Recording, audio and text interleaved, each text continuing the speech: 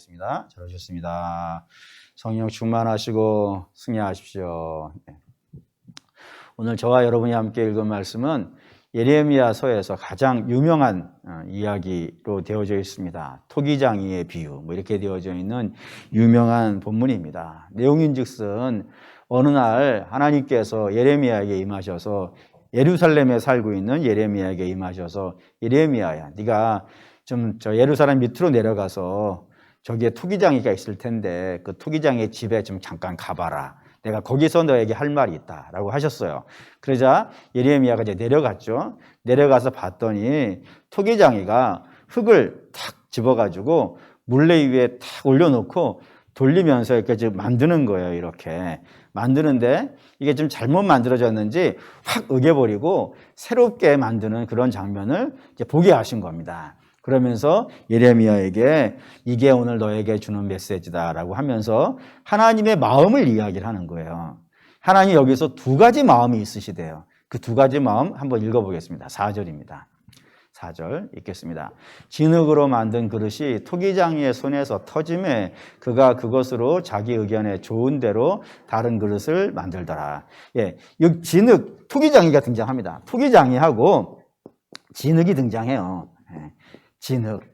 이 진흙이 있는데 여기에서 토기장이는 흙에 대해서, 진흙에 대해서 절대 주권을 가지고 있습니다. 어떻게 가지고 있냐면 이 흙을 선택할지 안 선택할지, 이거를 어떠한 용도의 그릇을 만들지, 그리고 어떠한 모양으로 만들지, 그런 모든 주권은 누가 갖고 있는 거예요? 토기장이가 갖고 있는 거예요. 진흙이 갖고 있는 게 아니라고. 진흙은 자기를 이렇게 빚어주세요라고 말할 수 있는 권리와 의지가요, 없는 거예요. 오로지 그 모든 것을 주권을 이 토기장이가 가지고 있고, 심지어는 이 만들다가 마음에 들지 않으면 탁 엎어버릴 수 있는 권세도요, 이 토기장이에게 가지고 있다 이겁니다. 그와 마찬가지로 하나님과 이스라엘의 관계가 이와 같다 이겁니다. 하나님이 토기장이라 이거예요. 그리고 진흙은 누구냐면 이스라엘이라 이겁니다. 왜요? 원래 이 이스라엘은 어디에 살고 있었던 사람이니까 애굽에 종살이 하던 사람이란 말이에요. 그래서 하나님이 그냥 저들을 가만히 냅두셨으면 어떻게 되는 거예요? 애굽에 종살이 하고 있을 때 이스라엘을 하나님이 그냥 가만히 쳐다보는 거예요. 아무것도 하지 아니하고. 그렇게 가만히 내버려뒀으면 이 민족은 어떻게 됐을 것 같으세요? 예, 그런 일이 있었다니까요. 바로가 이 민족을 없앨 정책을 세웠단 말이에요. 산의 아이가 태어나면 다 나일강에 갖다 집어 던져가지고 씨를 말려버릴 계획을 가지고 있었기 때문에 하나님이 그냥 가만히 쳐다보만 보고 있으면 이 민족은 그때 사라질 수밖에 없는 민족인데, 아무런 힘도 없고 능력도 없고 주권도 없는 민족인데 하나님께서 이들을 택하셨다 이거예요.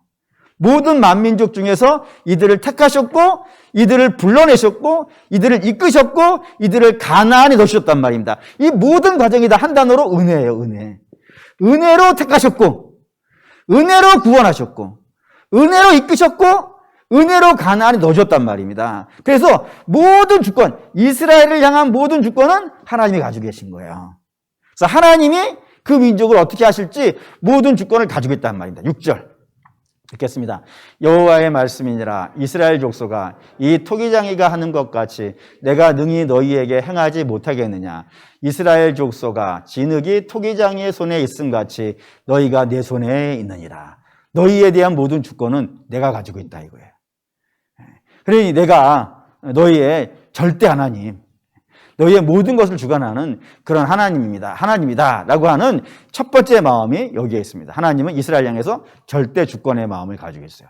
두 번째 하나님이 가지신 마음 다시 한번 보죠. 4절이 다시 나오는데 읽겠습니다. 진흙으로 만든 그릇이 토기장이의 손에서 터짐에 그가 그것으로 자기 의견에 좋은 대로 다른 그릇을 만들더라 라고 했습니다.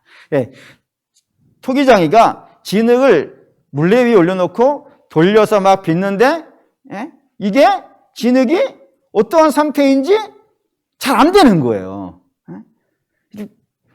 그렇지 않습니까? 이 흙이 물이 좀 많이 묻어 있는 것일 수도 있고 수분이 좀 없는 것일 수도 있고 그 흙 속에 막 돌이 좀 끼어 있을 수도 있고 하여튼 여러 상태가 될 거 아니겠어요. 물론 제가 옛날에 그 영화에 나온 그 고스트라고 하는 사랑과 영혼에 있는 그 영화의 주인공처럼 돌리지 않아봐서 모르겠어. 안 보셨는가? 안 해봐서 모르겠는데 어쨌든 이 그릇이 잘 만들어지려면은 흙에 문제가 있는 것 아니겠어요? 흙이 좋은 흙이면 잘 만들어질 것이고 안 좋은 흙이면 안 만들어지지 않겠어요. 그러니까 잘 생각하셔야 돼요. 하나님이 절대 주권을 갖고 계시는 분이긴 하지만 하나님께서 이 흙으로 잘 만들지 안 만들지를 결정을 하실 때 뭘 보고 결정하신다는 거예요? 이스라엘의 상태를 보고 결정하겠다 이거예요. 그러니까 진흙의 상태가 하나님의 하시려고 하는 일에 영향을 끼치더라 이겁니다. 이거를 조심하셔야 돼요. 잘못 이해하면은 이 흙이 자기가 주권을 갖고 있는 것 같이 보여.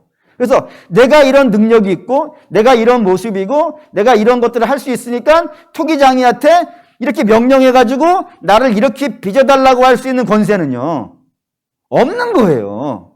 하나님이 절대 주권을 가지고 계시고 그 절대 주권을 가지고 계신 하나님이 마음에 생각하시기를 이스라엘의 상태를 보고 내가 어떻게 하겠다고 결정하겠다는 그 주권도 누가 가지고 있다는 거예요? 하나님이 가지고 있다 이거예요. 그러니까 하나님이 마음 가지시기를 너희의 상태 한번 보자 이거예요. 좋은 상태인지 안 좋은 상태인지 그거를 봐서 좋은 상태면 내가 귀하게 쓰겠다고 마음을 먹는 것이고 안 좋은 상태면 내가 버리리라 라고 하는 마음을 누가 갖고 있다고요? 하나님이. 그래서 하나님이 그런 마음 갖고 계시니까 하나님이 그런 마음 둘 중에 두 마음을 가지고 계시니까 그 두 마음에 영향을 끼칠 수 있는 것은 이스라엘의 상태, 이 상태 영향이 있더라 이겁니다.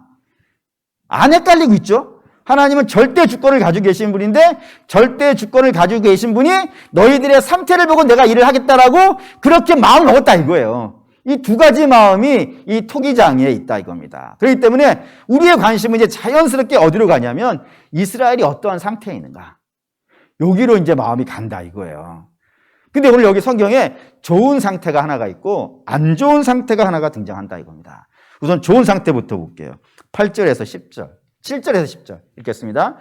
내가 어느 민족과 국가를 뽑거나 부수거나 멸하려 할 때에 만일 내가 말한 그 민족이 그의 악에서 돌이키면 내가 그에게로 내리기로 생각하였던 재앙에 대하여 뜻을 돌이키겠고 내가 어느 민족이나 국가를 건설하거나 심으려 할 때에 만일 그들이 나 보기에 악한 것을 행하여 내 목소리를 청정하지 아니하면 내가 그에게 유익하게 하려고 한 내 복에 대하여 뜻을 돌이키리라 하겠습니다. 여기 이제 하나님께서 이스라엘에게 말씀하시기를 너희가 지금 악하다 이거예요.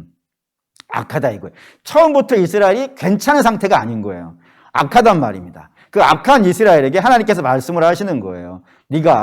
내가 지금 너희 상태가 안 좋으니까 내가 봤을 때 너희 상태가 안 좋으니까 내 말을 듣고 이게 지금 좋은 상태를 말씀드리는 거예요. 나쁜 상태를 말씀드리는 게 아니라 좋은 쪽이에요 지금. 좋은 쪽은 처음부터 그 백성이 훌륭한 백성이란 말이 아니라 안 좋단 말이에요. 못났단 말이에요. 그럼에도 불구하고 하나님이 야 너 이거 잘못했어. 이렇게 하면 안 돼. 라고 그렇게 말씀을 하셨다 이거예요. 그래가지고 너희가 계속 그렇게 안 좋은 상태를 계속하면 내가 너희를 망하게 할 거야. 그러니 내 말을 듣고 어떻게 하라고요? 마음을 돌이키라고. 그게 성경에서 가장 중요한 히브리어라고 그런 말씀을 드렸어요. 왜냐하면 슈브예요. 슈브. 너희가 지금 잘못된 길을 가고 있는데 내가 너한테 얘기하는 거야. 이거 하면 망해. 그러니 내 말을 듣고 그 마음을 돌이켜 슈브해. 그러면 내가 너희를 망하게 하려고 했던 그 마음을 어떻게 하겠다고요? 슈브하겠다. 돌이키겠다. 라고 말씀을 하신다 이거예요. 이 이야기를 가장 잘 설명하는 이야기가 룻기예요. 룻기. 그러니까 룻기 보면 별 얘기 없는 것 같은데 룻기가 성경에서 그렇게 중요한 책입니다.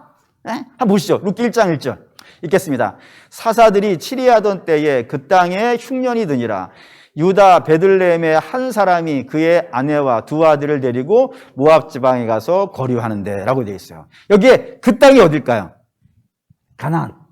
가나안입니다. 가나안에 살고 있었다 이거예요. 근데 가나안에 살고 있던 사람들이 어디로 갔다고요? 모압으로 이사를 갔대요. 모압으로. 예? 뭐 때문에? 흉년. 이거를 여러분들이 아주 쉽게 이해하는 방법이 있어요. 어떤 식이냐면 가나안은 여러분이 믿음으로 생각하시면 돼요. 믿음. 믿음으로 살고 있었다 이거예요. 모압은 세상이에요. 세상으로 간다 이거예요. 지금 가는데 이유가 뭐냐 이거예요. 이런 이유가 있단 말이에요. 재미. 어디가 재밌어요? 믿음의 세계가 재밌어요? 아니면 세상이 재밌어요? 그렇지. 금요일 밤에 오시는 분들 믿음이지. 세상이 좋으면 지금 불금하고 있을 것 아니겠어요? 근데 여러분들은 지금부터 수준이 이렇게 높은 수준이 아니라 거의 바닥이야. 그래서 교회 갔더니 맨날 설교만 해. 뭔 말인지 하나도 못 알아듣겠어. 너무너무 재미없어. 그런데 이 세상은 꿀이 나오네. 그렇게 재밌는 TV도 재밌고 또 뭐가 재밌을까요? 뭐 그래 가위바위보도 재밌고 재밌다 이거야 재밌다. 뿐만이 아니라 이익. 교회 가봐야 뭐 밥이 나오나 빵이 나오나 말이죠.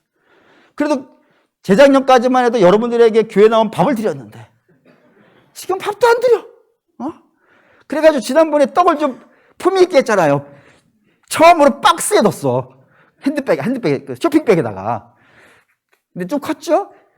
크게 한 이유가 있어요. 이번에는 하나 드리고 다음엔 2개 넣으려고. 큰 계획이 있는 거야. 앞으로 하나씩 쌓아갈 거야. 이렇게 놓고. 어쨌든, 이익이 안 돼. 근데 세상에 나가면 이익이 된다 이거예요. 그러니까 재미와 이익이야. 이게 풍년이에요, 풍년. 근데 이게 여기 없다 이거예요. 그래서 흉년이야. 그래서 이쪽으로 왔다 이거예요. 그래서 이 나오미의 가족이 어떻게 돼요? 엘리멜렉인데 망하는 거예요. 이쪽으로 왔다가. 그래가지고 이 나오미가 다 끝나고 나서 이제 이런 얘기합니다. 보시죠. 1장 6절, 룻기 1장 6절 읽겠습니다. 그 여인이 모압 지방에서 여호와께서 자기 백성을 돌보시사 그들에게 양식을 주셨다 함을 듣고 이에 2 며느리와 함께 일어나 모압 지방에서 돌아오려. 이게 세상에 갔다가 망했단 말이에요. 그걸 보고 이제 어떻게 한다고요? 이쪽으로 돌아왔다 이거예요. 그게 슈브예요. 내가 이때까지 가던 길이 잘못됐다 이겁니다. 나는 이쪽에 가면 재밌는 줄 알았어요. 이쪽에 가면 신나는 줄 알았어요. 그래가지고 이쪽으로 갔다가 그게 아닌 거예요. 마치 돌아온 탕자가 이쪽에 나가서 살다가 보니까 안 좋다 이거예요. 그래서 돼지 울타리에 들어가가지고 쥐엄나무도 못 먹는 그런 상황을 만나니까 거기에서 내가 옛날에 아버지 집에 살았을 때가 더 좋았구나 하고 자기가 지금까지 살아왔던 삶을 반성하고 돌아오는 거 다시. 이게 슈브고 이게 회개란 말이에요. 이게 회개. 그러니까 회개는 반성문 쓰는 게 아니야. 그냥 기도하면서 눈물 흘리고 많은 것이 회개가 아니란 말이에요. 회개라고 하는 것은 내가 가던 길이 지금 잘못됐다 이거 하나님 말씀을 들어보니까 내가 살아온 인생이 잘못됐다 이거 이걸 부정하고 부인하고 이제 내가 하나님이 원하신 대로 돌아가겠다 라는 것이 그게 회개란 말이에요. 돌아가는 것 자체가. 그래서 이렇게 돌아가면 하나님 어떻게 하시겠다고요?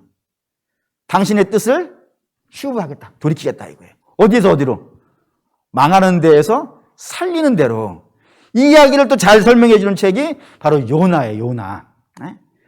요나가 니느웨에 가서 선포를 합니다. 뭐라고 선포하냐면 며칠 뒤에는 하나님께서 이 성을 멸해버리실 거라고.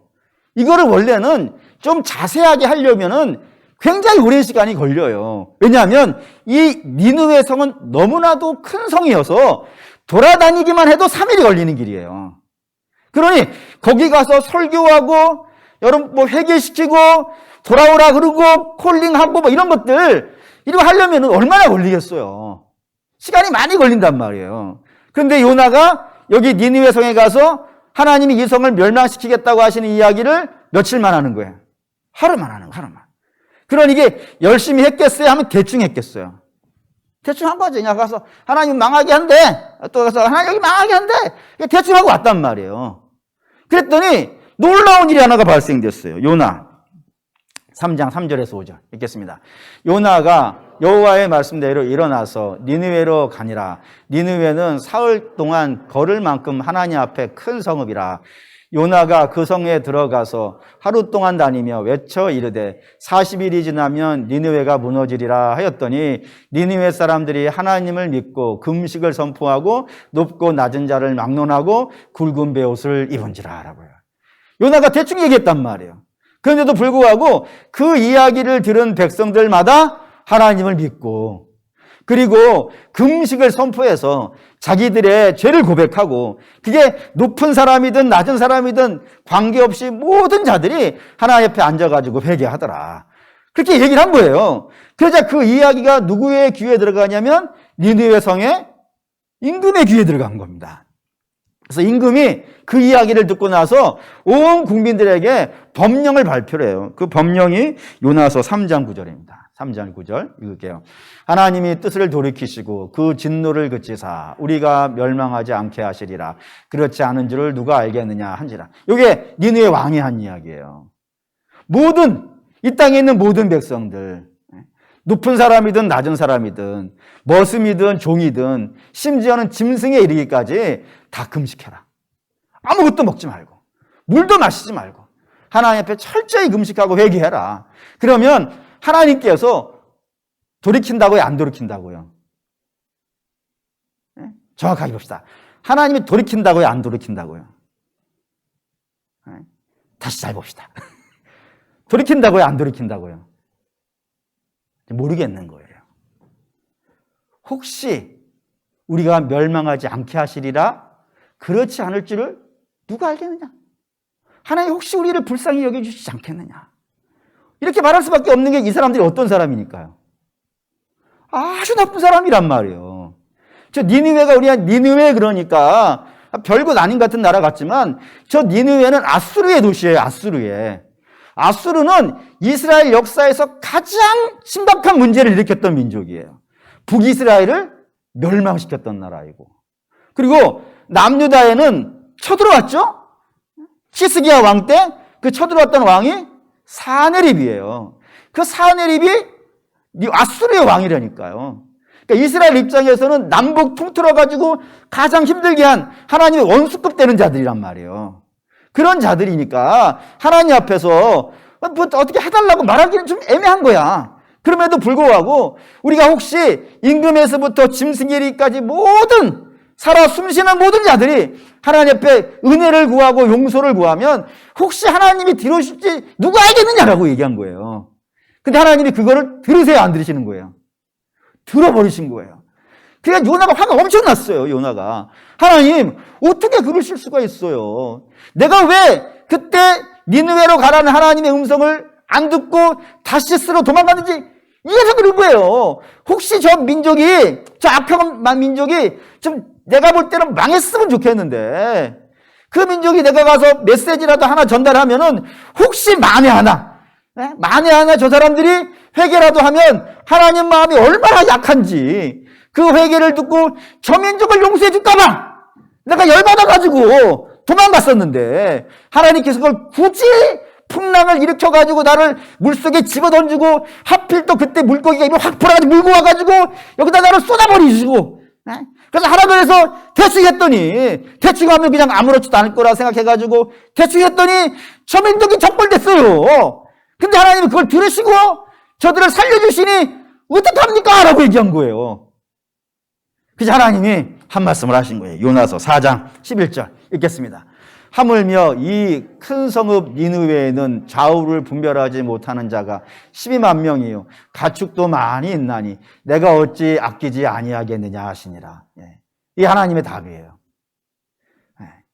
하나님께서 야 너는 지금 네 머리 위에 그늘되었던 호박 넝쿨 하나가 타버렸다고 열받아 죽으려고 그러는데 그 호박 넝쿨 하나도 너는 그렇게 좋아하면서 내가 여기에 있는 내 창조물들을 망하는 걸 내가 좋아하겠느냐.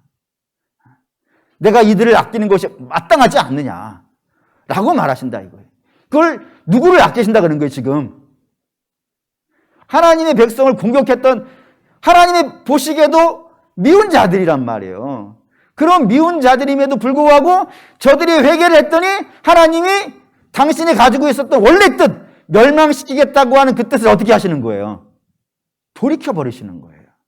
이 이야기를 왜 하냐면 저렇게 멸망당할 민족도 회개했더니 하나님이 그 마음을 돌이키신다면은 여호와의 백성이야 말해 뭐하겠냐 이거예요. 하나님 백성이, 하나님이 인생이 아시잖아요. 우리는 차라리 딴 데로 가요. 그래가지고 잘못되는 길을 갈 때 하나님께서 그쪽으로 가지 마 라고 얘기하시면 알겠습니다 하고 돌아오면 하나님이 우리를 향해서 가시셨던 그 멸망의 마음을 어찌 그 마음 그대로 유지하시겠냐 이거예요. 그걸 뜻을 돌이키셔가지고 오히려 너희에게 복을 주시지 않겠느냐. 이렇게 되어진 것. 듣고 돌아오는 것. 듣고 돌아오는 것. 혹시 잘못되더라도 듣고 돌아오는 이 마음이 좋은 예예요. 이스라엘의 좋은 예. 그럼 안 좋은 예는 뭘까요? 안 좋은 예는 하나님께서 이렇게 말씀하셨어요. 11절, 12절 한번 읽을까요? 11절, 12절 읽겠습니다. 그러므로 이제 너는 유다 사람들과 예루살렘 주민들에게 말하여 이르기를 여호와의 말씀에 보라 내가 너희에게 재앙을 내리며 계책을 세워 너희를 치려 하노니 너희는 각기 악한 길에서 돌이키며 너희의 길과 행위를 아름답게 하라 하셨다 하라. 그러나 그들이 말하기를 이는 헛되니 우리는 우리의 계획대로 행하며 우리는 각기 악한 마음이 완악한 대로 행하리라 하니라. 예, 나쁜 예는 뭐냐면 하나님께서 너희 잘못됐어. 그 길로 가면 망해. 예, 그러니까 절대 가지 마. 반드시 내가 얘기했어. 이쪽은 망한다고 그렇게 얘기를 했어요. 그런데 그 이야기를 듣고 어떻게 했다고요? 완악이라는 데에다 줄을 그으셔야 돼. 그걸 다른 표현으로는 목이 고든 자라 그러기도 해요. 그러니까 자기의 계획을 돌이킨다 안 돌이킨다? 안 돌이킨다 이거예요. 그렇게 끝까지 안 돌이킨 사람의 가장 대표적인 예가 하나가 있어요. 그게 누구냐면 애굽 왕 바로예요. 하나님이 그에게 수많은 이야기를 하신다고요. 그리고 수많은 역사도 보여주시고 그래서 빨리 하나님 말씀 듣고 포기하라고. 그런데 그가 안 해요. 뭘 믿고 안 하냐면 자기가 가지고 있는 힘과 자기가 가지고 있는 능력과 자기가 가지고 있는 생각과 이런 것들에 의지해가지고 끝까지 하나님에 대해서 고집을 부리더라 이겁니다. 그래서 결국 그가 요 홍해바다 앞에서 또 홍해바다 가운데에서 망하게 되어버린 일이 발생이 되었다 이거예요. 그것처럼 이스라엘도 하나님 말씀 듣고 돌아와야 되는데 돌아오지 아니하고 끝까지 자기가 생각했던 대로 가겠다 그러는 거예요. 내가 옳다라고 하는 길, 하나님 말씀이 옳다고 하는 길이 있고 내가 옳다라고 하는 길이 있다니까요. 근데 하나님 말씀과 내가 가지고 있는 뜻이 동일하다면 문제가 안 되겠죠. 근데 이게 서로 달라졌어요. 그러면은 당연히 내 뜻을 포기하고 하나님께 쫓아와야 되는 것이 마땅한데 오히려 이스라엘은 하나님의 뜻이 틀렸다 그러는 거예요. 하나님을 모르셔서 그러는 거예요. 그럼 내가 내 고집대로 가는 게 나중엔 하나님이 얘기 될 거라고 그렇게 생각해가지고 그 길로 갔다 이거예요.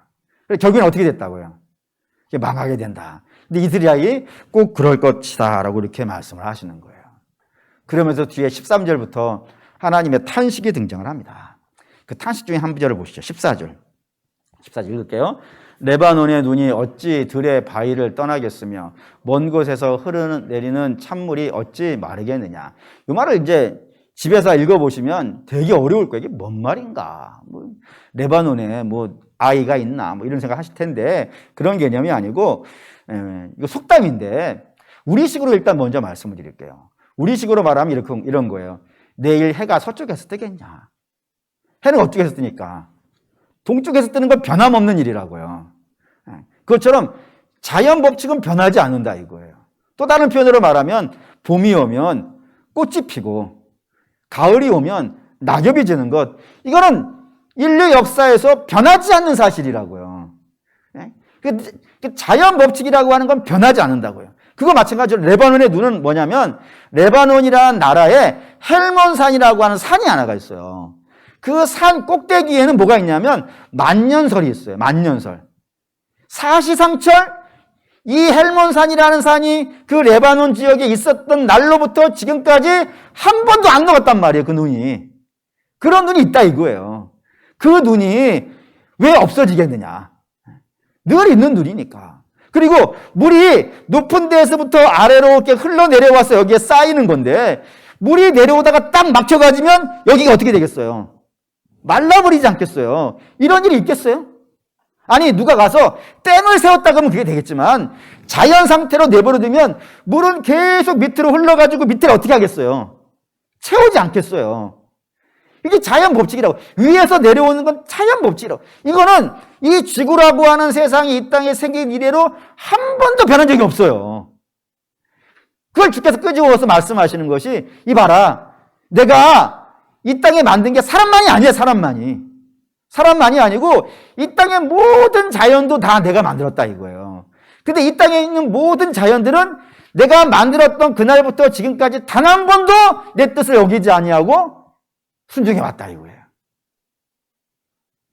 하다못해 미물 취급도 못 받는 눈도, 생명이 없는 물도 내가 시키는 대로 살아갔다 이거예요.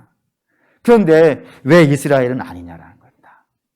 왜 이스라엘은 찾고 아니라 그러냐. 15절. 이게 중요한 절입니다. 읽겠습니다. 물은 내 백성은 나를 잊고 허무한 것에 분향하거니와 이와 같은 것들은 그들로 그들의 길 곧 그 옛길에 넘어지게 하고 곁길 곧 닦지 아니한 길로 행하게 하려. 야, 이게 뭔 말이냐면 되게 어렵죠. 그래서 저도 이제 뭔 말인가 해가지고 뭐 모든 성경을 다 끄집어 놓고 뭐 하여튼 헬라어, 히브리어 다 꺼내놓고 봤어요. 그랬더니 저 말이 뭔 말이냐면 옛길은 다른 성경에는 뭐라고 되어 있냐면은 큰 길로 되어져 있어요. 넓은 길로 되어져 있어요. 고속도로라고 쓴 데도 있어요. 그 뭔 길일까요? 반대로 곁길은 좁은 길이에요. 막 헤치고 가야 되는 길이에요. 원래 길이 아니에요. 그런 길이 곁길이에요. 그럼 다시 옛길은 뭐고, 옛길은 뭘까요? 일단 넓은 길. 우리 주께서 하신 말씀을 떠올리면 안 돼요. 좁은 길로 다니라. 그 말을 떠올리면 안 돼요. 옛길은 뭘까요? 넓은 길, 시온의 대로의 길, 고속도로 같은 길. 그게 믿음의 길이에요. 바른 길이라고 되어 있어. 바른 길, 옳은 길, 성도들이 마땅히 다녀야 되는 길. 하나님께서 한번 생각을 해보세요. 하나님이 성도가 다니는 길을 처음부터 좁게 만드시겠습니까? 아니, 이것만 생각해도 이해되시잖아요. 에덴에 있어요. 에덴에서 먹지 못하는 게 많아요? 먹을 수 있는 게 많아요? 하나님께서 동산 전체에 있는 거 먹지 말고 선악과 먹으라 했어요? 아니죠. 먹을 게 훨씬 많아요. 안 먹는 게 적은 거예요. 그러니까 하나님이 처음에 사람을 만드셨을 때는 그 길이 넓은 길이에요. 넓은 길. 주께서 왜 좁은 길로 가라 그랬냐면 그 넓은 길을 안 다니니까 좁아져 버렸단 말이에요. 숲이 생기고 나무가 생기고. 그래서 좁아진 것이지 원래는 하나님이 대로로 만들어 놓았단 말이에요. 근데 그 대로로 안 가더라 이겁니다. 반면에 곁길, 망하는 길, 우상숭배의 길, 이 길로는요 부지런히 가더라 이거예요. 그거 한번 좀 생각해 볼 필요가 있어요. 왜 그럴까? 왜 넓은 길을 냅두고 좁은 길로 다니려고 할까? 왜 우상을 따라 살려고 할까 사람들이? 여러분 우상 헷갈리지 말자 그랬죠. 우리가 뭐 일반적으로 우상은 뭐 부처나 알라 이 정도의 개념이 아니라고 했어요. 그것도 물론 당연히 우상이긴 하지만 우상을 그렇게 좁게 보시면 안 된다고. 성경이 말하는 우상은 이런 겁니다. 이거부터 아시죠? 성경이 말하는 복이 뭐예요? 복.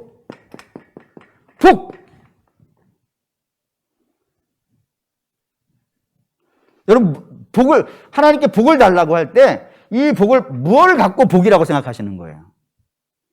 물론 있겠죠. 뭐 여러 가지 이런 게 있을 거예요. 근데 이거는 사실 진짜 복이 아니야. 진짜 복이면 예를 들어 그냥 알아듣는 걸 하시죠. 돈.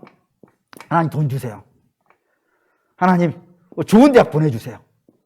물론 이게 나쁠 거야 없어요. 근데 이거를 복이라 그런다 그러면은 사실은 예수님이 복이 없는 분이 되어버려요. 그렇지 않습니까?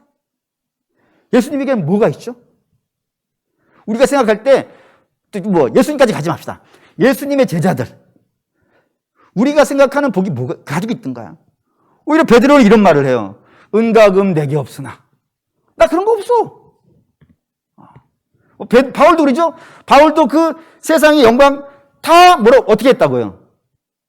배송을 여겼다고. 복이 성경이 말하는 복은 그게 아닌 거예요. 그러니까. 그러면 성경이 말하는 복은 뭘까요?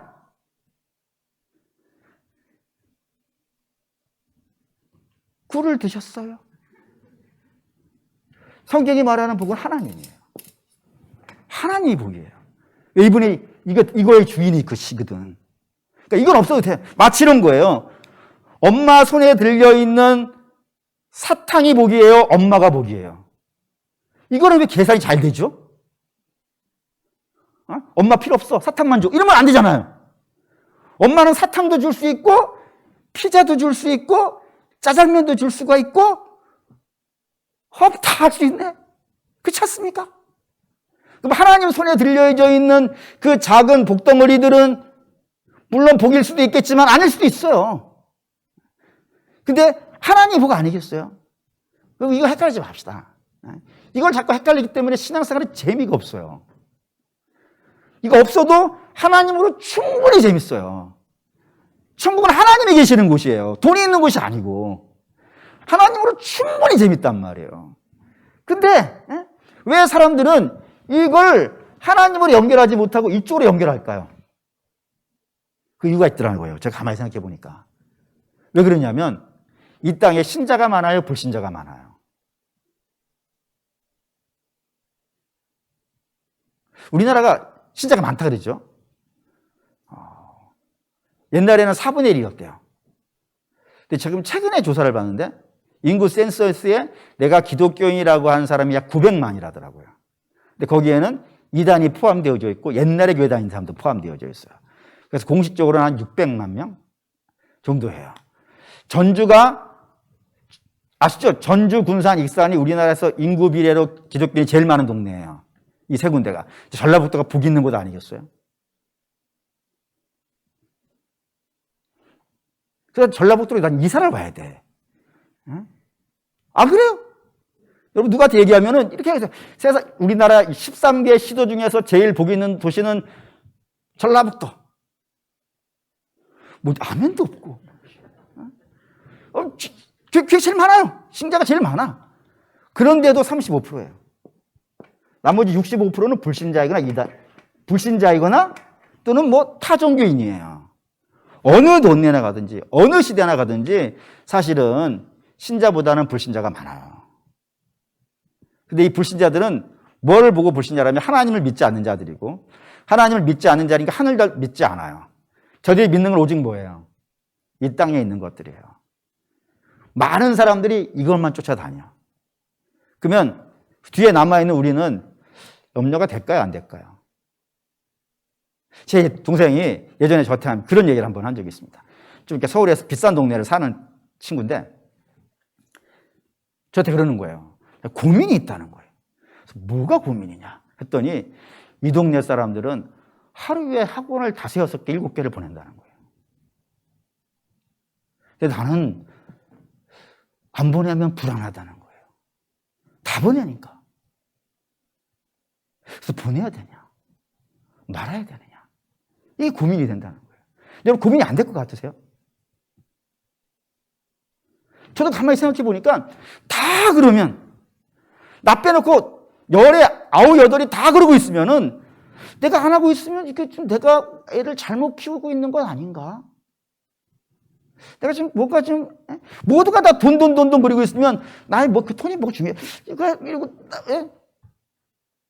좀 더 세게 비유해 볼까요? 좀 세게 해봅시다. 세게. 여러분과 10명이 있어요. 친구가 10명이. 9명은 벤츠 7시리즈를 타고 다녀. 그럼 어떡할까, 느낌이? 남편을 같이 죽일까? 그 생각이 안 들까? 만만치가 않아요. 우상숭배가 그런 거예요. 하나님이 복인데 하나님을 밀어내는 거예요. 그리고 자기가 생각하는 복을 딱 놓고 이걸 쫓아가는 걸 우상숭배라 그런다고요. 근데 남들이 다 그러니까 나만 안 하는 게 좀 이상한 거예요. 그래서 다 같이 쫓아가 버리는 그런 일이 발생이 되어지는 것이 아니겠는가. 근데 여러분 아셔야 되는 게 한번 이게 써져 있나?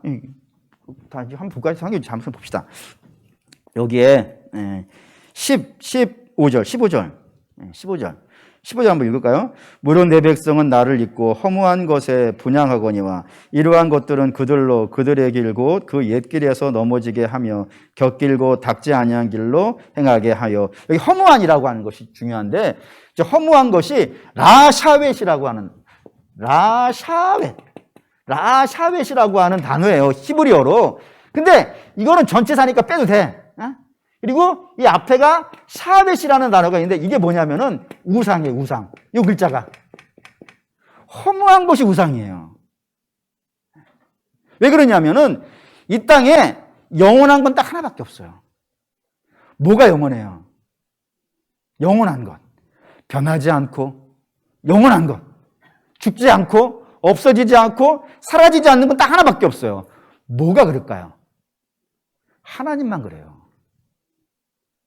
하나님은 알파와 오메가이고 처음과 나중이시고 끝과 시작과 끝이 없는 분이니까 그분은 영원하신 하나님이에요. 하나님만 영원해요. 나머지는요, 영원하지 않아요. 화무 11홍이라 그러죠. 아무리 예쁜 꽃도 열흘을 넘어가지 않는다고. 권력은 영원할까요? 돈은 영원할까요? 자식은 영원할 것 같으세요? 어떤 것도 영원하지 않아요. 영원하지 않다는 것은 내 곁에서 떠나는 거예요. 제가 제일 안 좋아하는 노래가 하나가 있는데, 그것만 부르면 열받는 노래고 속상하고 막 눈물 나는 노래가 있어요. 그게 뭐냐면 그 진미령이라는 옛날 가수가 계시는데, 그분이 불렀던 민들레라고 하는 노래가 있어요. 그 가사에 엄마 품이 아무리 따뜻하지만 때가 되면 떠나요, 민들레처럼. 그 가사를 생각할 때마다 마음이 울적해져요. 아무리 거기 있고 싶어도 자식은 떠나요. 그게 떠나는 게 정상이야. 그럴 수밖에 없어요. 이 세상에 어떤 것도 다 그래요. 자식도 그렇고, 아무리 가까운 사람이라 하더라도 내 옆에서 영원히 있어줄 사람은 아무도 없어요. 근데 그것을 마치 영원히 내 옆에 있는 것처럼 붙잡고 살아가는 게 허무하겠어요? 안 허무하겠어요? 허무한 거예요. 마치 이래요. 세상의 것들은 들의 꽃이나 풀과 같아요.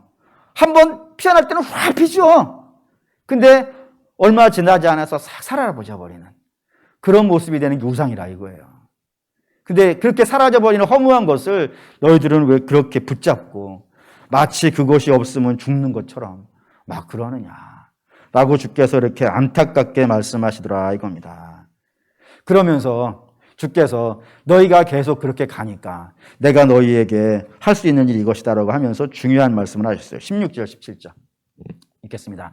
그들의 땅으로 두려움과 영원한 웃음거리가 되게 하리니 그리로 가느냐 나다 놀라서 그의 머리를 흔들리라. 내가 그들을 그들의 원수 앞에서 흩어버리기를 동풍으로 함같이 할 것이며 그들이 재난의 날에는 내가 그들에게 등을 보이고 얼굴을 보이지 아니하리라. 예, 이스라엘이 자꾸 허무한 길을 쫓아가는 거예요. 허무한 길을 쫓아가니까 망한단 말입니다. 그러면 하나님이 저 험한 길을 쫓아가는 이스라엘을 어떻게 해야 될까요? 하나님이 이스라엘을 사랑한다 그러면 저렇게 험한 길을 쫓아다니는 이스라엘을 어떻게 해줘야 될까요? 예를 들어 봅시다. 부모가 있고 자식이 있어요. 이 자식이 자꾸 나쁜 길로만 가는 거예요. 근데 부모가 딱 보기에는 이 길로 계속 갔다가는 정말 큰일 날 것 같아. 그런 길이에요. 그러면 부모 되신 여러분들은 어떻게 하실 것 같으세요? 말려야겠죠. 사정해야겠죠. 붙잡고 가지 말라고 사정해야겠죠. 근데 그 사정이 안 먹히면요, 나무라야겠죠. 나무라는 게 안 먹히면요, 접해야겠죠. 접해는 게 안 먹히면요, 발모가지를 수갑에 채워가지고 묶어놔야겠죠. 하여튼 내가 할 수 있는 모든 것을 다 동원해가지고 그리로 못 가게 해야 되지 않겠어요? 그게 사랑 아니겠어요? 내가 너를 사랑하니까 그러면 네 마음대로 해. 이게 사랑 아니잖아요. 그럼에도 불구하고 사람이 끝까지 못하는 경우가 있어요. 어느 경우가 그럴까요? 자식이 죽겠다고 덤벼들면 못해요. 왜냐하면 부모는 자식을 죽일 수가 없어. 왜 죽일 수가 없죠? 살려내지를 못하기 때문이에요. 근데 하나님은 그걸 한다 이거예요. 다 파이르고 나무라고 패고 망하게 하고 실패하고 그렇게도 안 되면 죽이는 거예요. 근데 하나님으로 할 수 있을 수가 있어요. 왜죠? 하나님은 살려낼 수 있기 때문입니다. 그 동풍이 그거예요. 이스라엘에 동풍이 불 날이 있습니다. 이스라엘 동쪽은 우리의 동쪽은 동해바다죠. 근데 이스라엘의 동쪽은 사막이에요. 사막에서 바람이 한번 샥 불어올 때가 있어요. 뭐 책에는 이렇게 써 있더라고요. 한 2시간만 사막에서 바람이 싹 불어오면은 이스라엘 전체의 모든 파란색은 다 노란색이 된대요. 싹 말라 죽는 거예요. 그 정도로 뜨거운 바람이 사막에서 불어와요. 그래서 우리가 성지순례 갔었을 때도 그때 온 들판이 다 아무것도 없어요. 풀이라고 있는 건 노란색이에요. 근데 선교사님이 그러더라고요. 요게요, 목사님, 요게 지금 동풍이 불어서 이런 것이고, 이제 동풍이 그치고, 겨울에 이제 한번 비 한번 쫙 오면은 이 땅 전체가 다 녹색이 돼요. 원래는 녹색이었던 거예요. 근데 그것이 동풍이 확 불어오면서 싹 말려버리는 거예요. 그게 동풍이에요. 근데 성경에 오늘 여기 동풍은 바벨론이에요. 바벨론이 이스라엘 동쪽에 있는 민족이에요. 이스라엘이 작고 험한 길로 쫓아가니까 그 길로 가면 망하거든요. 하나님이 바벨론을 불러와서 이스라엘을 망하게 하는 거예요. 근데 이걸 성경은 사랑이라 그러는 거예요. 왜 그럴까요? 여러분, 영벌이 있어요. 잠깐의 벌이 있어요. 사람이 이 땅에 죽는 건, 하나님 심판으로 죽는 건 잠깐의 벌이에요. 그게 영벌보다는 낫지 않겠습니까? 그러니까 하나님이 이 상태로 가면은 영원히 벌을 받게 되어지니까 그걸 못 가게 하기 위해서 하나님이 죽이시는 거예요. 그리고 결국에는 나중에 살려내셔서 다시 세우는, 그거를 하시기 때문에 하나님을 이 망하게 하는 것조차, 죽이는 것조차 하나님의 사랑이다 라고 성경이 이야기를 한다 이겁니다. 그리고 사랑하는 믿음의 성도 여러분, 그러니 하나님이 이렇게 절대로 포기하시지 않기 때문에 그런 거예요. 그러면 하나님이 이렇게 포기하시지 않는 그런 사랑의 하나님이라는 사실을 우리가 알았다 그러면은 이제는 여기까지 가면 안 되는 거예요. 그죠? 여기까지 가면 안 되고 주께서 오늘 여러분에게 하나님 말씀으로 선포해 주시면 그 말씀을 아멘으로 받고 그 길을 가는 게, 그게 그래서 지혜인 거예요. 그래서 오늘 사랑하는 믿음의 성도 바라고 원하는데, 하나님의 사랑을 아셔서 그 하나님의 사랑 안에서 지혜의 길을 걸어가시는 저 여러분 되시기를 주의 이름으로 축원합니다. 아멘.